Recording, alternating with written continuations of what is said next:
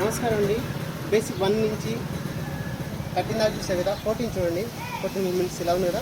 ఇక్కడ నుంచి ఇలా వచ్చి చూడండి, ఇలా వచ్చి సేమ్ ఇలా పోవాలి. బ్యాక్ ఇలా పోయిన తర్వాత నెక్స్ట్ ఇక్కడ నుంచి హ్యాండ్ మార్చుకొని సేమ్ ఇక్కడ నుంచి ఇలా వచ్చి సేమ్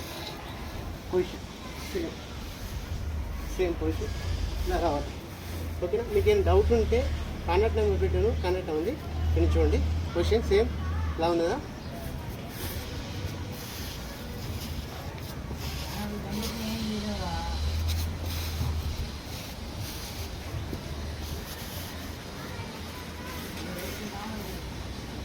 సేమ్